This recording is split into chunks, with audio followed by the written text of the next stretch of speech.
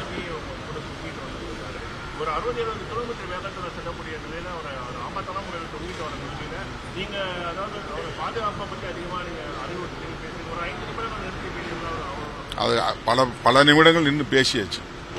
எல்லாத்தையும் நின்று பேசி 10 இடத்துல நிறுத்தி பேசிய பிறகு சில நிமிடங்கள் ஓடின அந்த வீடியோவை நீங்க பெரிதுபடுத்திருக்கிறீங்க.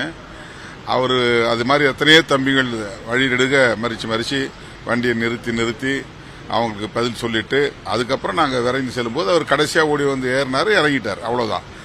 அது ஒரு பெரிய விஷயமா மற்ற ஊடகங்கள் ஊதி பெருக்குவது என்ன நோக்கம் என்று தெரியவில்லை. எம்மோடு வரக்கூடியவருடைய பாதுகாப்பில் எப்போதும் நான் கவனமாக இருக்கக்கூடியவன். அவரை சத்தம் போட்டுதான் நீ தொங்கக்கூடாது, இறங்கு என்று சத்தம் போட்டு அதன் பிறகுதான் இறக்கி விட்டோம். நான் முன்கூட்டியே எப்படி என்னுடைய எதிர்பார்ப்பை சொல்ல முடியும்? முதல் முறையாக ஒரு பட்ஜெட்டை தாக்கல் செய்ய இருக்கிறது இந்த புதிய அரசு.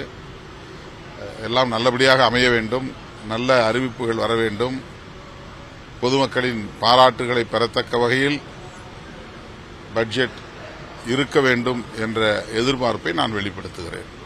பிளே ஸ்டோர் மற்றும் ஆப் ஸ்டோரில் இருந்து பாலிமர் செயலியை QR கோடு மூலம் பதிவிறக்கம் செய்யுங்கள். செய்திகளை உடனுக்குடன் பெறுங்கள்.